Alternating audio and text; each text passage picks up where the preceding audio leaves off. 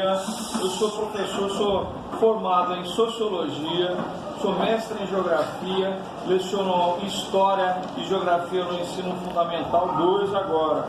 Mas a minha vida toda ensinei Sociologia no ensino médio, tá certo? E agora vou ceder essa entrevista para os meninos do 7º ano 2. Somos os alunos Ana, Miguel, Nicole e Vitor. 7º ano 2. O Vitor está filmando, tá? Pois não. Para você, o que é racismo? Racismo. Racismo, para nós que trabalhamos ciências humanas, já não é nenhuma expressão diretamente ligada à questão da cor da pele, porque para nós, raça não se aplica à espécie humana. Nós consideramos, nós das ciências humanas, consideramos que os seres humanos são uma única espécie, não tem raças. Aos outros animais, sim. Por exemplo, raça de cachorro, tem pastor alemão, tem belga, tem outras coisas que são chamadas de raça. Mas para a antropologia, que é uma modalidade dentro da história, nós não consideramos o ser humano como tendo raças. O ser humano tem etnias, tá certo? Então, para nós, racismo é uma expressão de pequenez da espécie humana. Você acha que existe muito racismo no Brasil? Sim, existe muito racismo no Brasil. E um racismo de qualidade ruim, muito ruim, não que exista boa, né? De qualidade pior do que talvez em outros lugares do planeta, porque aqui no Brasil é velado. A pessoa não expressa assim, não fala para o outro, como nos Estados Unidos, que existe uma segregação racial. Existem bares para negros, eles são assumidamente racistas. No Brasil não. No Brasil as pessoas têm vergonha e medo de falar que são racistas, mas fazem piadinha por trás das pessoas, até dos próprios amigos. É uma espécie muito ruim que existe aqui no Brasil. Na sua opinião, por que você acha que ainda existe racismo? Aqui no Brasil, o racismo é uma herança cultural desde o tempo do Brasil colônia. Por quê? Os negros foram trazidos da África forçosamente para o Brasil para trabalhar como mão de obra aqui, na cana-de-açúcar, no café, no algodão, para construir estradas, enfim, como mão de obra, em substituição à mão de obra indígena que não servia. O indígena ele não se submetia ao trabalho escravo, ele preferia morrer do que trabalhar como escravo. Já o homem negro que foi trazido da África, que teve sua cultura desrespeitada, veio de lá forçosamente, ele se condicionou a trabalhar como escravo ao invés de morrer. Quais os lugares que as pessoas sabem racismo? Em todos os lugares pode acontecer, pode haver ocorrências de racismo, em todos os lugares. Existe assim um lugar específico para isso.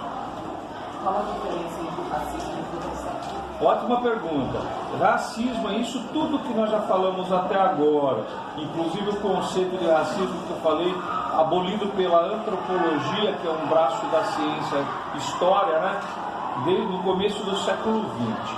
Agora, preconceito é um outro sintoma da natureza humana.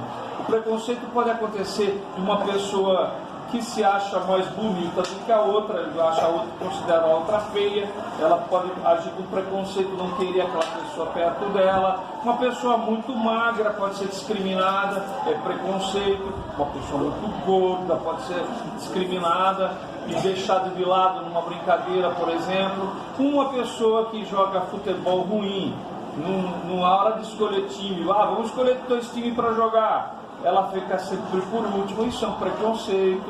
O preconceito pode partir de acordo com cada cultura,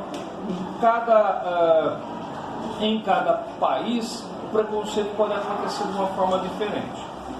O Brasil é um país racista? Eu acho que eu já respondi essa pergunta, né? Mas sim, o Brasil é um país racista. Por que ainda existe o racismo? O ser humano nasce naturalmente cruel.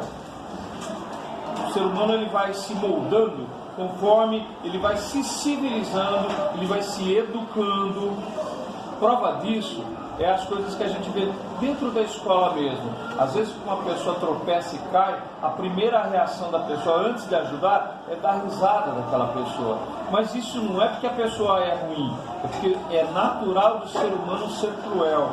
Conforme o ser humano vai se educando, vai se civilizando, por isso é que existe escola, por isso que existe religião. Esses mecanismos, junto com a família, devem coibir isso, transformar os seres humanos em pessoas que não sejam mais cruéis. Mas naturalmente o ser humano é cruel, sim. É só observar a história da humanidade e ver como é que ela foi escrita. Tem trechos da nossa história, por exemplo, como a Revolução Francesa em 1789, né? Foi um banho de sangue. Literalmente, alguns autores, como Eric Hobsbawm, por exemplo, na Era dos Extremos, ele escreveu no livro dele que as ruas de Paris ficaram banhadas de sangue. O sangue escorria pelas calçadas. Isso é sinônimo do quê? De crueldade. Um ser humano matando, tirando a vida de outro ser humano. Nada justifica isso. Em que momento da sua vida você já sofreu racismo? Eu nunca sofri racismo, eu sofri discriminação. Racismo não. Alguém da sua família já sofreu racismo? Certamente minha avó, a mãe do meu pai, ela era negra.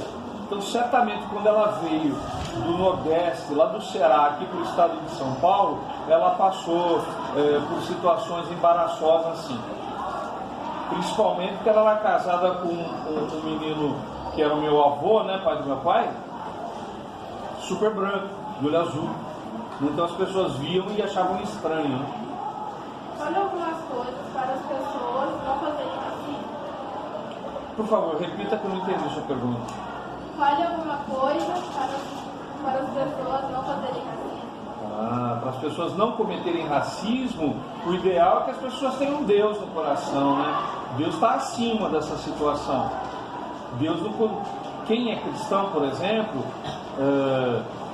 e considerar as duas verdades que Jesus Cristo deixou para a gente seguir, que é amar a Deus sobre todas as coisas e o teu próximo como a ti mesmo, não vai cometer racismo nem discriminação com ninguém. Antes dele pensar em fazer isso, ele vai lembrar desses dois mandamentos que Jesus trouxe para a gente, e ele não vai ser racista e nem discriminar outra pessoa. Para você, o que significa o Dia da Consciência Negra? Para mim, o Dia da Consciência Negra é mais um feriado, porque, na verdade, eu acho que ele não deveria acontecer, não precisava ter Dia da Consciência Negra, porque, veja bem, se você fizer como fizeram o Dia da Consciência Negra, imagina fazer um Dia da Consciência Branca, um Dia da Consciência do Ruivo, um Dia da Consciência do Japonês, não faz sentido, tá certo? Na minha opinião, não precisava ter. Acabou? Então, muito obrigado pelo privilégio de dar essa entrevista para vocês. Espero que vocês tirem um 10.